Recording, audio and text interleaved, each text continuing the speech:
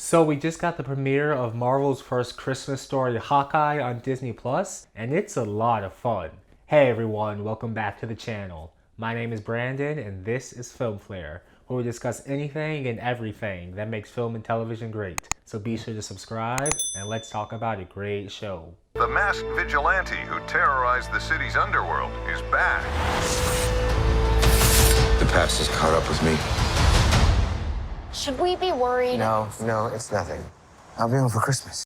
Hawkeye follows Clint Barton, who's completely over and done with the superhero business and just wants to spend the holiday season with his family. But his plans get interrupted by a wannabe superhero, Kate Bishop, who accidentally stumbles upon Barton's darker past, which in turn threatens everybody's plans. This show feels like a swan song for Clint, which in my opinion is just right. He's the one Avenger I thought never got the love he deserved, and I am glad that he's finally getting a story dedicated to him. And it's one that feels honest and true to the character as well, especially when it's dealing with the repercussions of a regular human doing multiple battles against alien armies with minimal armor and trying to deal with that insane work-life balance. Now, in my last Marvel video for the Eternals, I said that conflict was so far removed from regular people problems that it just felt difficult to connect with the story. But this one might just be the most down-to-earth Marvel story yet. And that's really been this character's strength.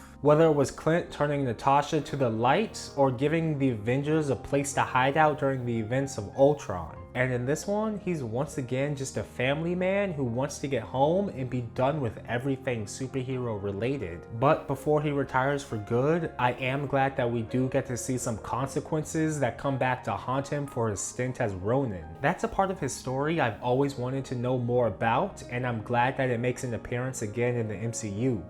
In all of the movies before this, Jeremy Renner never really had that much of a big starring role to play, and I love seeing him as the focus in this one as he reluctantly slides back into the darker parts of his past. But it is his co-star Hailee Steinfeld that absolutely shines as the new kid on the superhero block. She's the almost stereotypical rebellious rich kid Kate Bishop who absolutely hates her soon-to-be stepfather.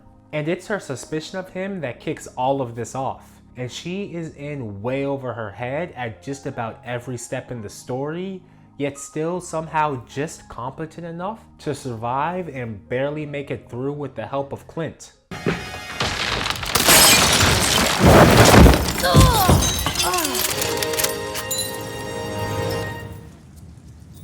Oh wow, didn't realize we were supposed to bring guns. She might be one of the world's best archers, but even the best in the world is still nowhere close to what most people consider the weakest Avenger, even when he's also past his prime. You know, some people have actually called me the world's greatest archer. Yeah?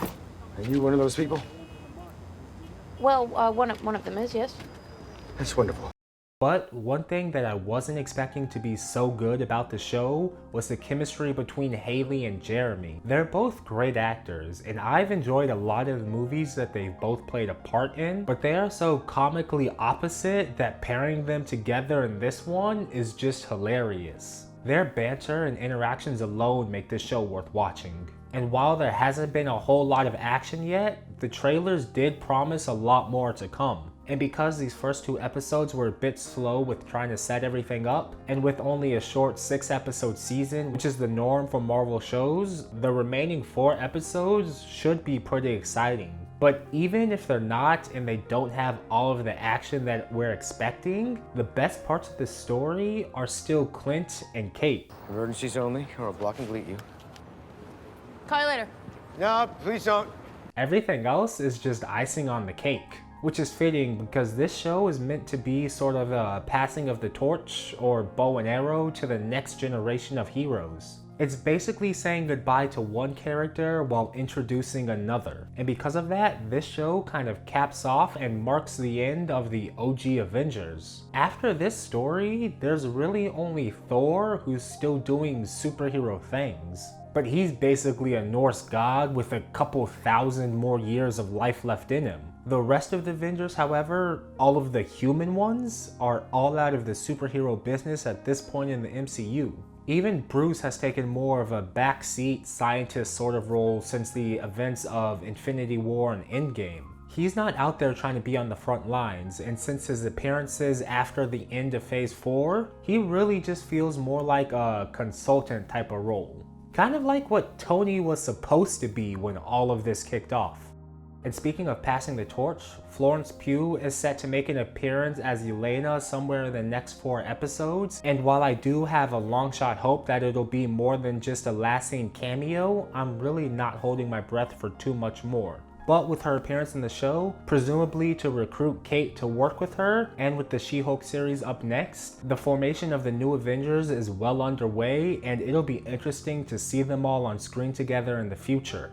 But please do let me know your thoughts on the first few episodes of Hawkeye in the comments below. New episodes air Wednesday on Disney+. But before you go and watch that, please do be sure to give this a like and subscribe for more reviews like this. We've got new content coming out every week. But until next time, have a great day, and don't forget to watch a great show. Bye. Ugh, it's just some Christmas.